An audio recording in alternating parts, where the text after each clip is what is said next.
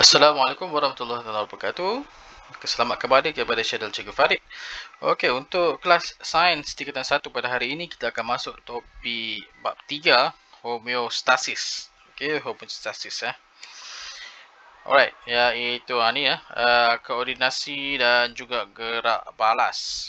Okey, koordinasi dan gerak balas. Alright, so kamu perhatikan gambar ni ya. Okey, perhatikan gambar ni ya. So manusia daripada hidup dia sentiasa bergerak setiap masa. So macam mana manusia ataupun benda hidup ni dia mengawal atur keadaan dalam badan dia ni. Contohnya macam kandungan air. Okey, macam mana bila masa badan kita kekurangan air, apa tanda-tanda dia. Apa badan kita sejuk, apa tanda-tanda dia. Okey, kepekatan darah dalam badan dan sebagainya. Okey, so nak tengok ni. Kita tengok sikit, baca sikit dekat bulletin sains. Okey, badan kita ialah pengawal atur suhu yang baik. Okey, suhu badan kita akan kekal pada suhu 37 darjah Celsius. Okey, supaya tindak balas kimia dalam badan kita akan berfungsi dengan baik. Okey, sebab tu kamu zaman sekarang kan, okey, zaman COVID ni orang nak masuk mesti di scan. Okey, sebab dia punya tanda-tanda kalau kena COVID ni salah satunya ialah suhu badan yang tinggi lah. Okey, tinggi tu maksudnya macam mana? Berapa? Okey, so tinggi ni ialah lebih daripada 38 hingga 39 lah.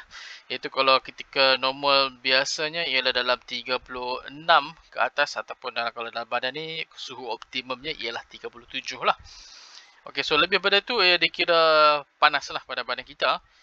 Okey, lepas tu kalau simptom-simptom COVID ni demam. Demam lah.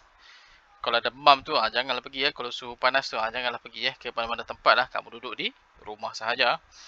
Alright, oleh itu suhu 37 darjah Celsius ialah suhu normal dalam badan kita. Okay, so tahukah anda bahawa mamalia burung juga mempunyai satu suhu badan yang kekal. Okay, suhu normal itu berbeza-beza mengikut jenis haiwan. Okay, contoh ya. Suhu badan normal bagi burung murai ialah 39 darjah Celsius. Okey, bagi landak pula ialah 31 darjah Celsius. Berbezalah kalau kita 37 semasa kita berlari, badan kita akan menghasilkan haba. Di mana yang haba tu akan menyebabkan suhu dalam badan kita meningkat. Okey, oleh itu, kelenjar peluh dalam badan kita akan menghasilkan peluh untuk menurunkan suhu badan. Okay, so bila kita melakukan satu aktiviti sukan ataupun riadah ataupun melibatkan aktiviti luar lah. Okey, dia akan menghasilkan haba. Kamu duduk tengah matahari pun akan menghasilkan haba sebab kamu pun terima haba.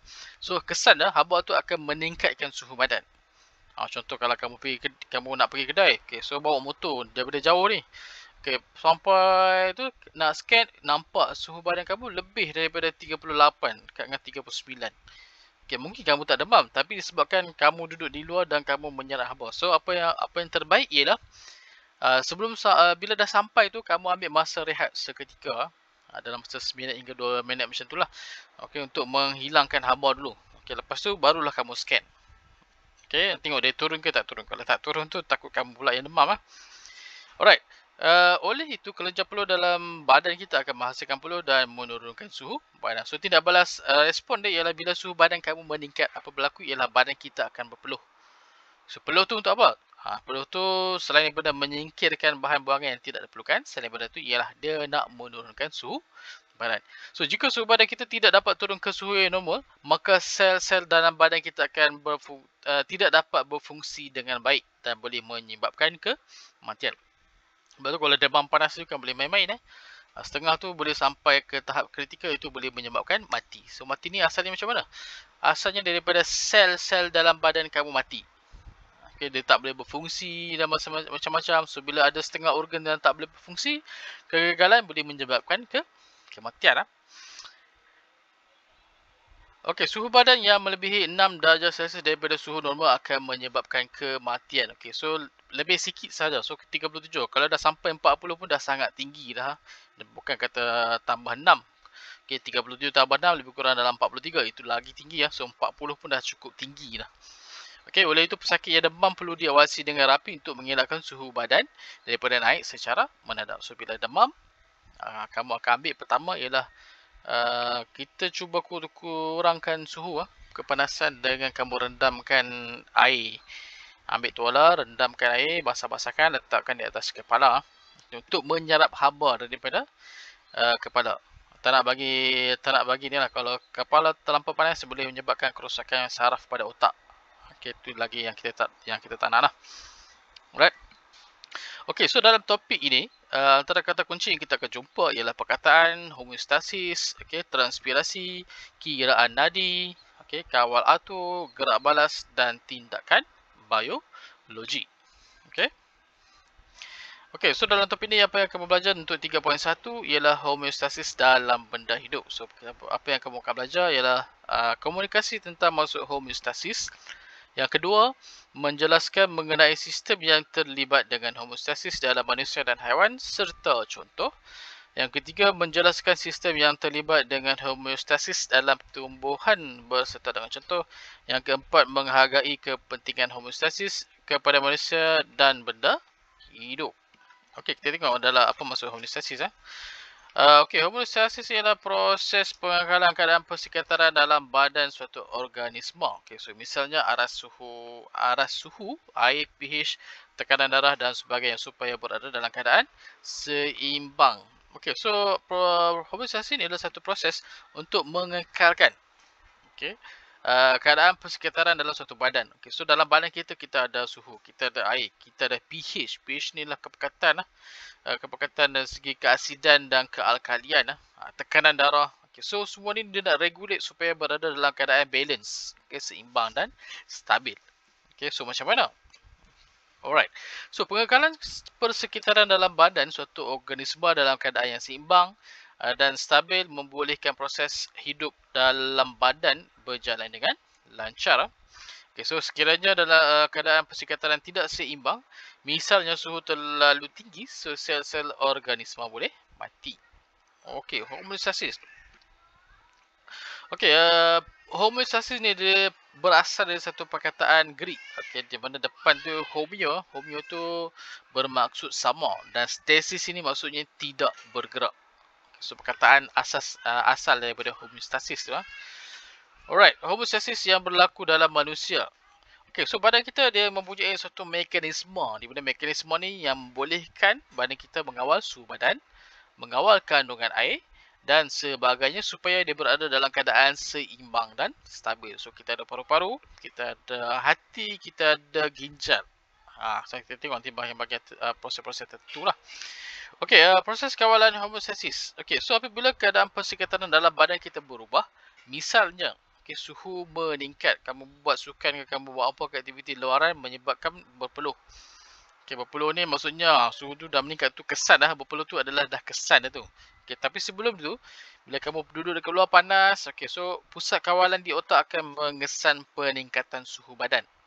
Okey, so apa berlaku ialah otak kita akan melancarkan mekanisme pembetulan.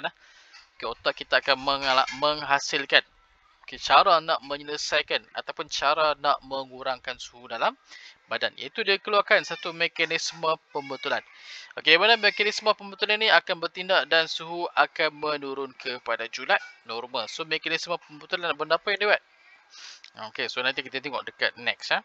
Okey, sebaliknya jika suhu badan menurun, mekanisme pembetulan ini dia akan bertindak dan menyebabkan suhu dalam badan meningkat kepada julat normal. So julat normal ni tinggal pada suhu badan normal lah.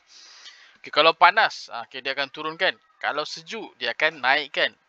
Okay, so mekanisme ni yang kawal ni ialah dekat di otak. Okay, ni adalah proses kawalan homeostasis. Okay, so ini adalah julat normal dan ini adalah julat suhu normal juga. Okay, jika julat suhu normal dalam badan kita meningkat, so pusat kawalan iaitu otak, dia akan menghasilkan satu mekanisme.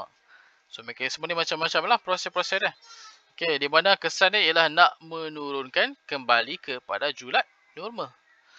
Okay, kalau suhu badan kita menurun pula, okay, so pusat kawalan itu otak kita akan melancarkan juga mekanisme pembetulan lagi. So mekanisme ni dia berbeza. Okay, dia berbeza. Bergantung kepada keadaan lah. So yang ni nak menurun, yang ni nak meningkatkan. So suhu badan menurun, so dia akan tingkatkan lah. Kalau yang atas ni suhu badan meningkat, dia akan turunkan. Okay, so yang bawah ni dia turun, dia tingkatkan nak kembali kepada julat suhu yang normal. Okey, kawal A tu kandungan air dalam badan. Okey, so sistem yang terlibat dalam kawal A tu kandungan air ialah sistem perkumuhan dan sistem endokrin. Okey, kawal A tu dalam air, antara organ yang terlibat ialah ginjal dan juga otak.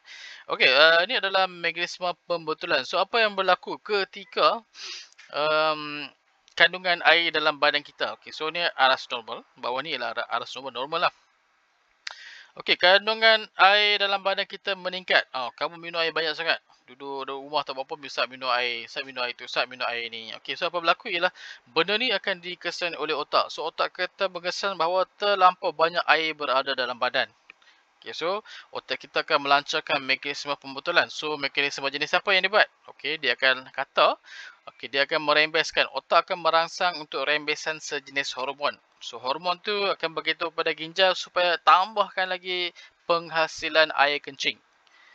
Okey, so lebih banyak air kencing dihasilkan menyebabkan bila kamu kencing buanglah. Okey, menyebabkan kandungan air dalam badan menurun kembali kepada aras normal. Okey, so ini dalam kes kalau kandungan air dalam badan meningkat. Okey, kalau kandungan air dalam badan menurun. Okey, so kamu buat aktiviti lasak, duduk tengah panas, okey berpeluh. So bila berpeluh sejukkan suhu badan. Tetapi efek dia ialah kandungan air dalam badan kita juga akan menurun. Okay, so bila menurun, benda ni dikesan oleh otak. So otak akan melancarkan lagi mekanisme pembetulan. So jenis apa yang dia buat? Okay, dia rangsangkan, otak merangsangkan rembesan hormon supaya ginjal mengurangkan penghasilan air kencing. Okay, so bila kamu kekurangan air, so kamu akan kurang kencing lah sikit. Ataupun penghasilan air kencing adalah kurang daripada biasa. Alright. Dan apa lagi satu ialah dia akan menyebabkan kamu berasa dahaga. Okay, so berasa dahaga tu adalah normal menunjukkan bahawa aras air dalam badan kita dalam keadaan kurang. Okay, so bila kamu dah buat ni, dah kurang penghasilan air kencing, dahaga, pergi minum air, kemudian kandungan air dalam badan meningkat. Okay, ni mekanisme pembetulan. Yang nak buat ialah kita lah. Okay, so macam dahaga, pergi minum air, tak minum air, takkan naik lah aras air. Alright. Okey, manakala bagi kawal atur suhu badan, okey, sistem yang terlibat dalam kawal atur suhu badan ialah sistem perkumuhan dan sistem endokrin. So, organ yang terlibat ialah otak dan juga otot. Okey, otak dan otot. Satu lagi ialah kulit. Satu lagi lupa. Otak, otot dan juga kulit. Okey, if katakanlah suhu normal 37, okey, kamu buat aktiviti luaran, meningkat, menyebabkan suhu badan kamu meningkat. Okey, pada hari panas suhu badan meningkat. Sekarang pun tengah hari pun dah panas. Suhu dia sangat tinggi. Bahang, berasa bahang. Tak duduk tengah panas kan, kamu duduk bawah pokok pun kamu masih lagi berasa bahang. Okey, so bila suhu badan meningkat, dia akan dikesan oleh otak. Okey, so otak dia akan melancarkan mekanisme pembetulan. Okey, ni banyak sikit lah. Yang ni memang kamu kena hafal lah. Okey, pertama apa dia buat? Okey, dia akan menyebabkan salur darah mengembang. Okay, so bila panas, salur darah kamu akan mengembang. Mengembang ni dia akan mengembang hampir kepada permukaan kulit. Okey, bulu roma akan condong. Condongnya dia akan duduk rata je lah. Macam keadaan sekarang lah kan. Kalau kita sejuk, kamu nampak bulu roma menegak kan. Ni keadaan condong ni macam biasa lah. Okey, yang ketiga ialah badan kamu akan menghasilkan peluh. Kemudian aktiviti otot rangka dan perembesan hormon tentu akan berkurangan, seterusnya menurunkan suhu badan. So dia akan kurangkan pergerakan otot tertentu lah. Okay, aktiviti otot rangka. Okay, dan yang terakhir ialah air kencing sedikit. Okay, yang ini adalah nak menurunkan suhu badan. So bila turun kembali kepada normal lah, 37 darjah Celsius. Okay, kalau suhu menurun pula, kamu duduk dekat malam. Malam pun kadang-kadang sejuk juga, bergantung kalau hujan. Saya kira sejuk lah tengah malam kan. Pasang aircon pun boleh juga. Okey, so pada hari yang sejuk, suhu badan akan menurun. So ini akan dikesan oleh otak, perubahan ni. So otak akan melancarkan mekanisme pembetulan. Apa yang dia buat ialah salur darah akan mengecut. Okey, so bila salur darah mengecut, dia akan jauh daripada permukaan kulit. Okey, so bila dia jauh, haba akan kurang lah, terbebas dekat luar. Yang atas tadi cikgu lupa nak cerita tadi. Okey, dekat sini bila dia mengembang, permukaan salur darah hampir dengan permukaan kulit. So bila dia hampir, haba daripada darah akan keluar melalui permukaan kulit. Ini nak turunkan suhu badan. Okey, salur darah mengembang lah. Okey, kalau sejuk pula, salur darah dia akan mengecut. Mengecut ya, bila dia kecut, dia akan jauh sikit daripada permukaan kulit. So bila dia jauh, haba tak banyak keluar lah. Alright, apa lagi ialah bulu roma akan menegak. Macam kena ni ternampak hantu ke, tengok cerita hantu terkejut ke, bulu roma menegak. Bukan tu saja. Kalau sejuk pun bulu roma kamu akan menegak. Yang ketiga ialah kurang berpeluh. So badan kamu akan kurang berpeluh, menyebabkan otot rangka akan mengecut dan mengendur secara aktif, menyebabkan seorang itu akan menggigil. Okey. Otot rangka mengecut dan mengendur secara aktif. Kamu pernah tengok orang yang sejuk dia akan terketak. Okey, so terketak sebab apa? Otot tu bekerja. Okey, so apa dia buat? Dia mengecut dan mengendur secara aktif. Okey, ada bahagian kecut, ada bahagian kendur. So dia selang-seli. So selang-seli tu menyebabkan seseorang tu menjadi menggigil. Okey, yang ni untuk apa? Untuk meningkatkan suhu badan. Okey, so bila kamu berasa sejuk, kamu kena nak tingkatkan suhu badan, kamu kena bergerak gerak aktif lah sikit. Okey, gerakkan badan dan sebagainya lah. So duduk je setempat memang akan sejuk lah badan kamu. So pada masa yang sama, hormon tertentu akan dirembeskan untuk meningkatkan metabolisme badan. Alright. Okey, suhu persekitaran. Okey, so kalau suhu persekitaran yang tinggi, kelenjar peluh dia akan menghasilkan lebih banyak peluh untuk menyejukkan kulit apabila peluh tersejat. Okey, so bila masihkan kulit, so peluh-peluh ni dia akan tersejat ke udara, so dia akan hasilkan lagi peluh yang lain, air lagi ya. Okey, so bulu roma akan condong untuk mengurangkan udara terperangkap pada kulit supaya haba mudah dibebaskan. Okey, so bulu roma ni akan duduk rata lah. Ini nak untuk mengelakkan daripada udara terperangkap antara kulit, antara bulu-bulu dengan kulit lah. Bulu roma. Salur darah akan mengembang untuk membolehkan lebih banyak darah mendekati kulit bagi membebaskan tenaga habak. Okay, so nature kata tadi ya. Bila panas, salur darah akan mengembang. Okay, so bila dia mengembang, dia akan mendekati kulit. Okay, so bila dia dekat dengan kulit, lebih banyak tenaga habak akan dibebaskan. Ni lah. Titisan peluh, kelenjar peluh, saluran. Okay, so saluran dia akan duduk bawah pada lapisan kulit. Okay, so bila panas, saluran dia akan mengembang, so dia akan makin lagi hampir dengan permukaan kulit. So bila dah hampir, haba-haba daripada dalam darah ni akan mudah meresap keluar lah. Okay, ni berlaku pada persekitaran yang tinggi ya. So bulu roma akan condong lah. Okay, ada peluh. Okay, beza ada dekat situ lah. Kalau suhu persekitaran yang rendah, okay, bulu roma akan menegak, memerangkap satu lapisan udara yang bertindak sebagai penebat. Salur darah akan mengecut untuk membolehkan lebih banyak darah menjauhi kulit bagi mengurangkan pembebasan tenaga habak. Okay, so ini gambar aja bagaimana apa yang berlaku ketika suhu persekitaran yang rendah. Okey, bulu roma menegak. Kamu nampak tegak ya, maksudnya persekitaran suhunya rendah. Okey, kelenjar peluh tidak menghasilkan peluh dan salur darah akan mengecut. Okey, ni yang tadi ni mengembang, kan nampak mengembang nampak ada besar sikit kan. Okey, so bila dah kecut ni kamu nampak salur darah lebih kecil sikit. Akan lebih kecil lah. Alright. Okay, next kita tengok homeostasis dalam haiwan. Okay, so haiwan juga dia melakukan proses homeostasis. Okay. Macam kucing, macam anjing. Okay, kamu perasan kalau kucing dia suka jilat bulu dia. Kalau anjing dia suka menjilat lidah dia. Bukan suka-suka dia. Okay, so kucing seperti kucing pula. Haiwan seperti kucing dan anjing tidak mempunyai kelenjar peluh. Dia tak macam kita lah. Sebab dia berbulu kan. Dia berbulu. Kalau berpeluh ni, jenuh basah. Nampak basah je lah punya badan dia. Kalau dia ada kelenjar peluh. Okay, so kelenjar peluh dia ada juga. Tapi hanya di tapak kaki sahaja. Okay, so macam mana dia nak menyejukkan badan dia? So kita tengok. Gerak balas haiwan pada perubahan suhu. Okay, so kalau kucing dia akan menjilat bulu. So bila dia suka jilat bulu, maksudnya dia berada dalam keadaan panas lah. Okay. Bulu kucing akan menegak bila kesejukan untuk merangkak haba. So kalau pagi ke tengah malam ke sejuk, kamu nampak bulu dia akan mengembang lah. So mengembang tu maksudnya badan dia sejuk lah. Itu adalah tindak balas yang berlaku dalam badan dia lah.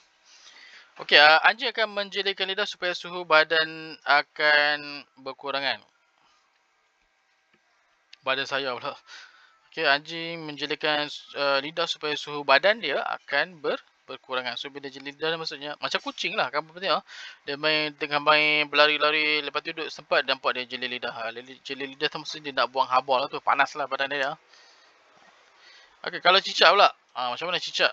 Okey, cicak kita tengok akan ada dua persekitaran lah. Satu keadaan sejuk, satu lagi dalam keadaan panas. So dalam keadaan sejuk macam mana? Aktiviti dia akan menjadi perlahan. Okey, dia kurang bergerak sikit. Otot akan berfungsi pada keadaan perlahan. Okey, pergerakan menjadi perlahan dan kadar metabolisme akan lebih rendah. So, persekitaran yang sejuk dia akan lebih banyak macam hibernasi. Hibernate duduk tak buat apa lah. Okey, dan suhu badan akan badan menurun. Kalau persekitaran yang panas ni, jantung dia berdegup dengan cepat, pergerakan menjadi lebih pantas, okey, kadar metabolisme menjadi cepat dan akan meningkatkan suhu badan. Dia lain sikit lah. Kepanasan dia sebab dia berdarah sejuk. Okay, dia adalah jenis-jenis haiwan berdarah sejuk.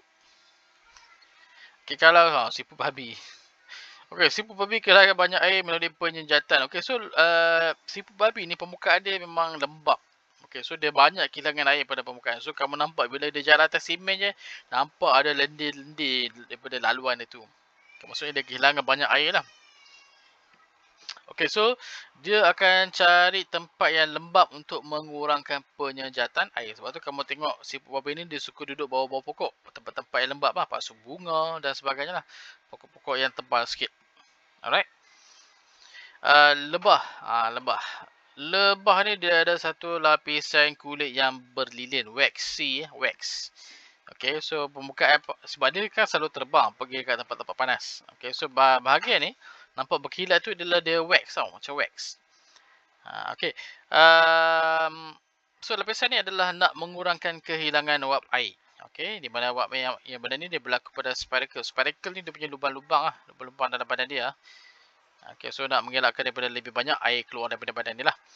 Okay, so lebah menutup spiracle antara dua gerakan pernafasan untuk mengurangkan kehilangan air. So dia punya lubang-lubang dalam badan dia tu, dia akan buka tutup. So gerakan buka tutup ni dikawal oleh semasa pernafasan. So semasa pernafasan dia buka. Okay, masa hembusan dia tutup. Macam tu lah, lebih kurang macam tu lah. Okay, maksudnya dia tak buka sepanjang masa lah. Okay, ini adalah untuk mengurangkan kehilangan air. Okay, macam mana bagi tumbuhan? Okay, so tumbuhan, air daripada tumbuhan dia akan hilang melalui satu proses yang kita panggil sebagai transpirasi. Sebab kalau tumbuhan panas, dia tak boleh lari. Kalau kita panas, kita boleh berteduh. Pergi kat pokok tu, pergi kat tempat yang teduh lah kan. Tapi kalau pokok panas, macam mana dia nak lari? Tak boleh lari ya. Okay, so dia nak sejukkan badan dia adalah tak ada cara lain, ialah dia kena keluarkan uap air yang banyak. Okay, so kehilangan air, proses tu kita panggil sebagai proses transpirasi. Dalam proses transpirasi, air hilang daripada daun dalam bentuk wap air ke persekitaran. Okay, sebab tu kalau kamu pergi dekat pokok-pokok yang daun dia lebat, okay, kamu duduk bawah tu, kamu berasa sejuk. So kenapa berasa sejuk? Sebab daun ni dia mengeluarkan wap air. Okay, dekat kawasan-kawasan panas, duduk bawah pokok, berasa sejuk je. Okay, sebabnya pokok-pokok ni mengeluarkan wap air. So pokok-pokok yang besar, daun pokok-pokok lama yang daun lebat, dekat bawah dia memang akan berasa sejuk. Okey, hal ini melibatkan proses pengangkutan dalam tumbuhan. So bila dia banyak keluar air, dia akan banyak juga serap air lah. Okay, daripada akar lah. Alright. Okey, transpirasi dalam membantu pengangkutan air daripada akar ke daun. Okay, so bahagian akar daun akan menyerap air daripada tanah, air dan mineral sekali ya. Daripada akar, so waktu panas dia akan serap lebih banyak lah. Okey, yang kedua ialah transpirasi pada daun. Dia akan menghasilkan daya menarik air daripada bahagian batang tumbuhan. Okey, so bila transpirasi dia akan melakukan contohnya macam ni lah, perbezaan tekanan lah. Okey, so ni tekanan rendah, okey, bawah tekanan tinggi. So air akan menyerap naik ke dalam daun ya.